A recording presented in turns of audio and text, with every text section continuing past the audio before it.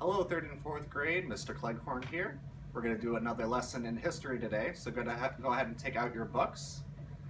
Today we're on chapter 7, so go ahead and turn to page 71. I hope you're all having a great Monday today. And we're talking about a picture of colonial life. A different way of life. Life in colonial America was quite different from life in America today. Yet the way people lived back then influenced the way we live now. Homes. The first crude cabins built by the colonists were not very pleasant to live in. Because the colonists had come to America to stay, they wanted to build permanent homes. Soon larger, nicer houses began to dot the American countryside, and the one-room cabins began to disappear. Building a new house was quite a task. Fortunately, the colonist did not have to do it all by himself. When a new house had to be built, all the men in the village would gather for a house raising. With the help of his neighbors, the colonist would clear his land of trees. Then the men would cut the trees into lumber and build the new home. A colonist would even have to build all of his own furniture, unless he had brought a few pieces over from Europe. Most of the time, the settlers built houses that were copies of their homes in Europe. A few designs, however, were American. Inside, colonial houses were simple. There were only one or two large beds, a table, usually with benches, not chairs, and perhaps a few other pieces of furniture. The bowls and plates, even spoons and forks, were carved out of wood. Candles gave light to the cabin, and huge fireplaces were used for both cooking and heating. As you can see, the colonists did not enjoy the luxuries we have today, but for almost every colonist, life in America was far better than life in Europe. And the colonists were willing to work hard to make life in America even better. During the day, most men in the colonies were busy farming or hunting. Colonial wives were also very busy. One of their most important jobs was making clothes for the family.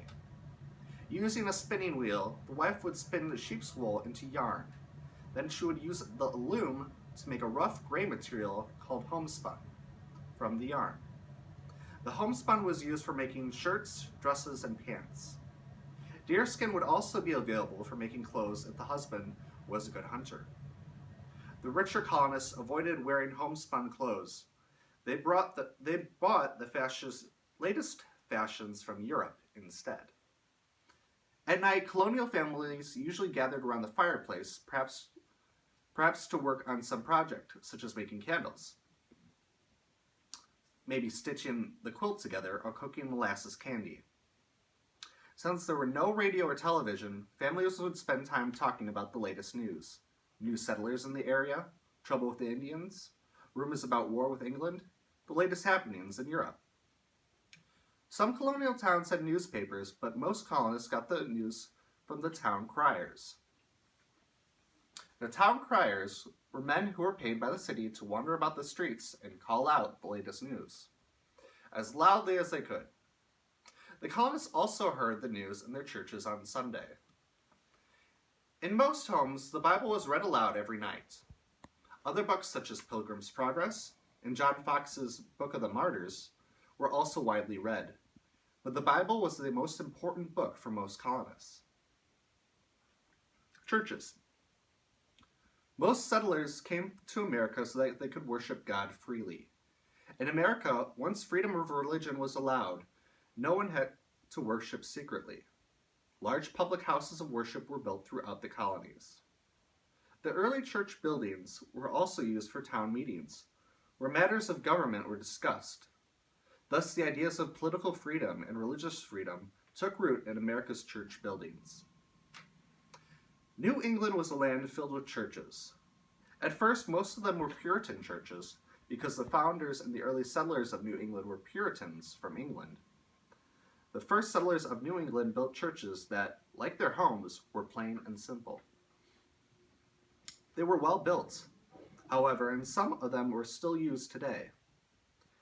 As more and more people came to New England, changes took place. Larger and more decorative congregational Puritan churches were built.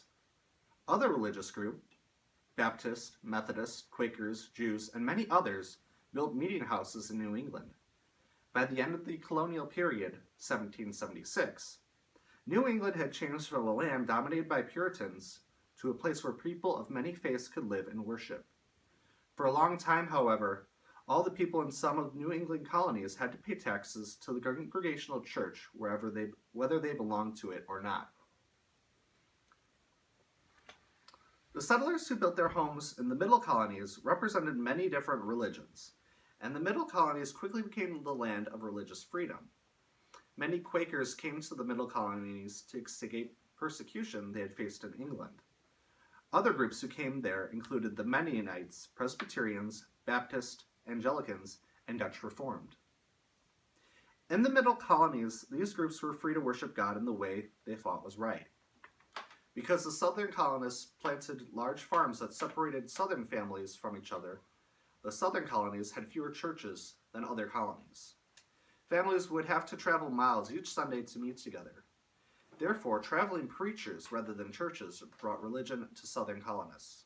Sometimes an Anglican, Church of England, priest would travel around to the farms and perform an Anglican service for many of the Southerners who belonged to the Church of England. Later, men called circuit-riding preachers traveled on horseback throughout the South preaching the Bible, and great revivals broke out.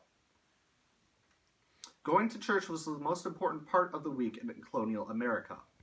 Little, if any, work was done on Sunday. The Sabbath was a special time that all the people honored. Different churches worshipped in different ways.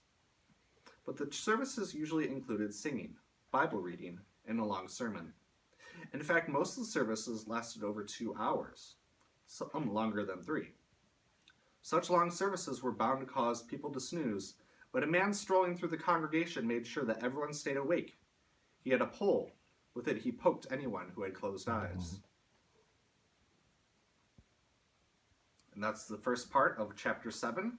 I'll see you guys tomorrow where we do our next session. Thanks, guys.